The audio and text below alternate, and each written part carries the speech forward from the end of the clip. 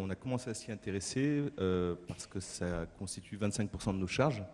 Donc constamment, c'est un bon argument. On regardait quand même cette charge-là avec attention. Alors on s'y est intéressé quand le marché a commencé à se libéraliser et quand des nouveaux sites se sont créés, donc ils n'ont pas accès en fait aux tarifs réglementés.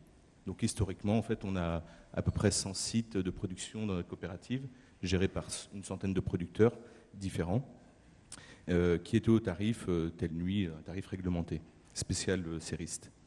Donc on a commencé à regarder justement quand les nouveaux sites se sont créés, ils étaient obligés d'aller acheter sur le marché libre, donc avec des fournisseurs historiques ou alternatifs.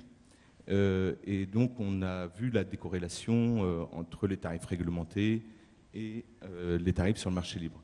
Donc on a constitué en fait une petite commission qui a commencé à regarder ça de près. On a appelé divers fournisseurs pour nous faire des appels d'offres. Alors comme nos sites consomment entre 5 gigawatts et 20 gigawatts, on intéressait très peu en fait les fournisseurs. Donc on a décidé de s'agglomérer et on a essayé de constituer un groupe qui représentait 250 gigawatts.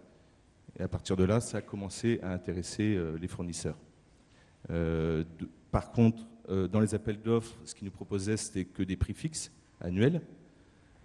Donc on topait une fois et c'était acquis pour l'année. Donc on trouvait qu'il y avait une grande part de risque parce que c'était un marché très volatile. Et donc nous, on voulait essayer d'optimiser cette part de risque. Donc alors il y a aussi des fournisseurs qui ne se sont pas du tout intéressés à nous parce qu'on était multisites. Et donc ça ne nous intéressait pas de gérer on avait 26 sites différents. On a commencé à contacter divers industriels pour savoir quelle était leur politique d'achat et regarder d'un petit peu plus près avec eux. Vous aviez besoin de vous former en fait. Voilà, parce qu'on n'est pas du tout dans le métier de l'énergie, donc évidemment. Donc on nous a expliqué un petit peu les rouages un petit peu des marchés PEG, etc. Et donc on s'est lancé sur ce marché-là en diversifiant nos achats. Donc on a acheté plusieurs fois dans l'année afin de constituer un prix moyen, essayer d'attraper des opportunités sur les marchés, sans être très agressif forcément, mais être sûr d'avoir notre prix cible. On sent quelque chose, hein. On va vous retrouver l'année prochaine, vous allez être acheteur de gaz chez un grand industriel, ou peut-être que vous allez basculer chez les fournisseurs, hein. Ça arrive aussi des acheteurs qui viennent fournisseurs. C'est un petit peu un jeu, hein. C'est vrai que on a des critères bien précis, parce qu'il faut quand même faire attention, on a un budget annuel à respecter. Mais oui, on se prend au jeu. Et c'est vrai que je trouve que les fournisseurs n'ont pas été assez imaginatifs à un certain moment où il y avait des demandes. Je trouve qu'il y a un petit côté Monopoly dans votre témoignage. Mais bon, messieurs les fournisseurs, alors comment est-ce que vous réagissez à cela, le fait que Saveol se soit trouvé Je suis assez surpris en fait du fait que les fournisseurs vous aient proposé qu'un prix fixe. C'était en quelle année ? Alors, je ne sais pas pourquoi. Je pense qu'on ne les intéressait pas, parce que je pense que votre filiale a refusé de nous faire une offre. C'était en quelle année, demandait Monsieur Gaël Philippe ? Donc c'était pour l'année 2011. Donc on a traité en 2010. Mmh. Alors je suis étonné donc sur ce point-là déjà, puisque à l'époque on proposait du prix fixe soit, parce que c'est effectivement le type de prix que les clients souhaitaient avoir pour avoir de la visibilité, pour pouvoir budgéter, etc. Ce que je conçois parfaitement. Là, David Potreau, vous êtes responsable d'une suppression d'emplois chez Tegaz. Alors pas nécessairement, parce que Saveol a des concurrents et on travaille avec eux. Donc à l'époque, on proposait aussi des tarifs de type STS. Donc simplement un barème dit moins, un barème moins, c'est-à-dire avec une formule barbare derrière, fuel oil, gasoil, avec des lifetime de type 313, c'est-à-dire le barème de l'époque. Donc je suis assez surpris là-dessus. Le STS, c'était des producteurs qui étaient que sur le transport.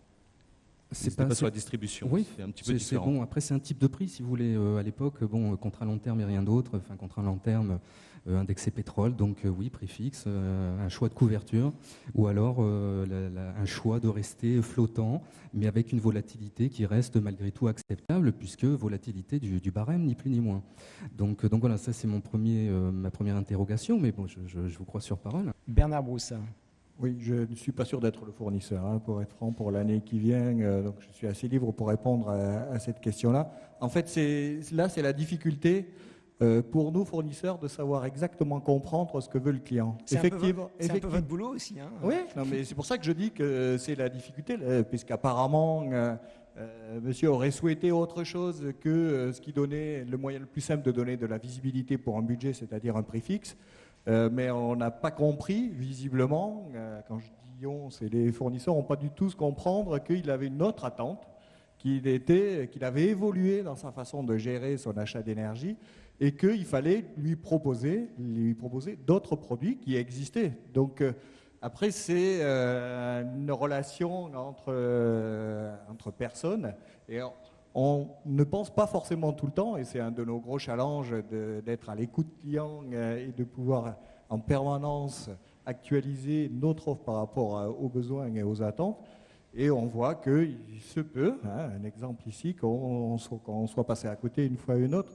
Mais globalement, sur l'arrivée des offres marché, des nouveaux compétiteurs, je pense qu'on a pu, par le passé, être un peu à côté des demandes de clients. Je pense que maintenant, c'est impardonnable.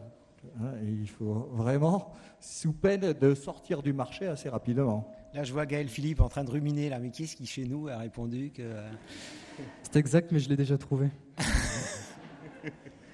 Si vous voulez sortir, passez un coup de fil. Je le ferai juste après. Je confirme que cette année, ça s'est un petit peu amélioré, mais ça manque quand même un petit peu de créativité.